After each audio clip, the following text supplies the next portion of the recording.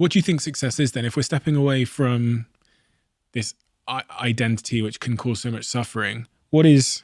For me, success is the progressive realization of worthy goals, number one.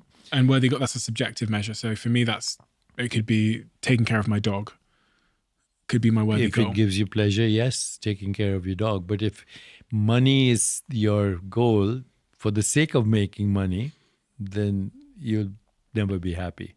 But if money is your goal, so you can actually make a difference in people's lives, including your own and your family, but also community at large, that's a worthy goal. So it's number one, progressive realization of worthy goals. Number two, the ability to love and have compassion. And number three, actually, which is for me the most important, to always go back to your creative source. Once you have this ability to go back to your creative source, you will be successful, no matter what. Don't be bamboozled by the hypnosis of social conditioning. Don't be in a rush to conform.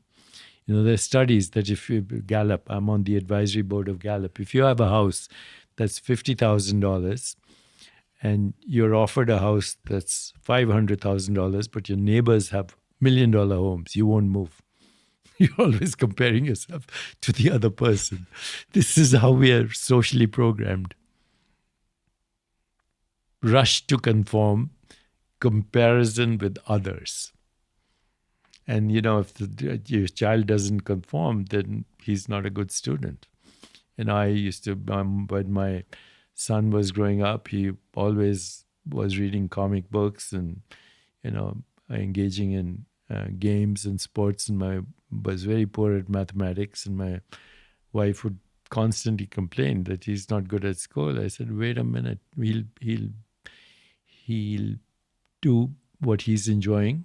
Let him do what he's enjoying. He ended up creating a sports company, a comic book company, and now he has a very successful business called The Religion of Sport with Tom Brady, and won 5 Emmys. Wasn't a good student. So I said, don't focus on your weaknesses, focus on your strengths. And if you have a child who loves to play tennis, is poor at math, get him a tennis coach. And one day he might get a mathematician to be his accountant. When you look forward at the direction of travel that we're on as a civilization, what advice do we need now the most? Don't get stuck in melodrama. This whole world is full of drama. Everything that sells is drama. News is not news anymore. It's opinion and drama. And all the violence in the world is drama. And, you read about drama, shooting, killing, incest, all crazy stuff. And we're addicted to trauma, actually. And then we complain about it. We're addicted to trauma or drama? Yeah, both. And what's the cost of being addicted to trauma and drama? Suffering.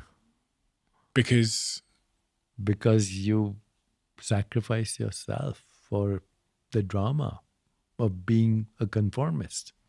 Does this mean we should I'm thinking about my relationship with technology and social media and news feeds and stuff. Well, technology is neutral, and it's inescapable. It's part of our evolution. If you don't adapt to technology, you'll become extinct also.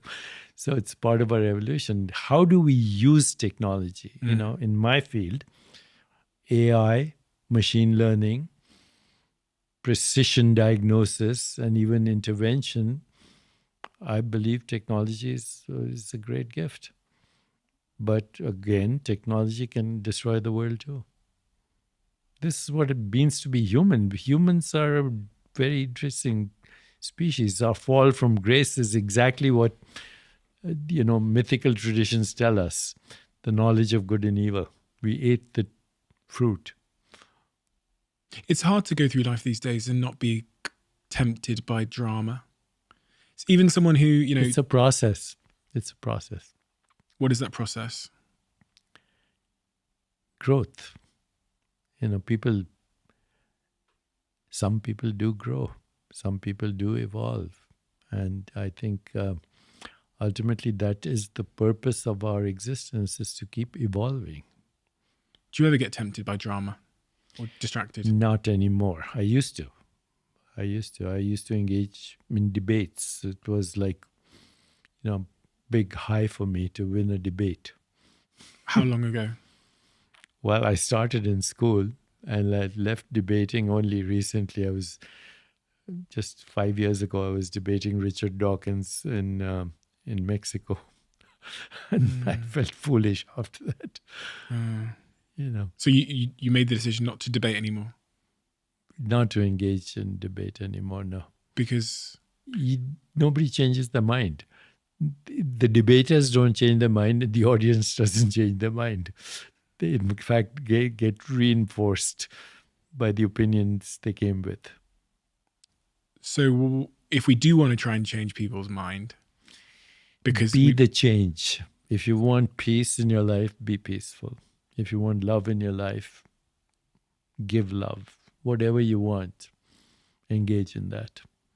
I think that's the only thing. You can't, you have to be the change that you want to see in others. And then people respond, not by what you say, not by what you do, but just by your presence. You've written 93 books, as I said earlier. I think this is your 93rd, I've been told, this book about living in the light. New book, Yoga for Self-Realization.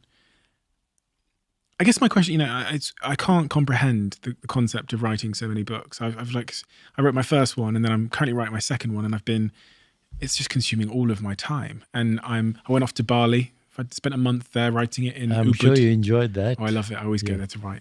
Yeah. It was amazing. But my question to you, this book is fantastic, and I think that we'll talk a little bit about yoga in a sec, but your 94th book. It's coming this year. It's called Quantum Body with the Quantum Physicist. So I feel kind of good about that, because I've been talking about that for now since 1988. That's 12 plus 23. That's over 30 years. I've been vilified, attacked, everything about that.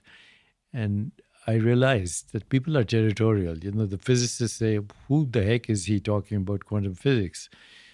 The biologists say he's not trained in biology. He's a physician. Who the heck is he talking about biology?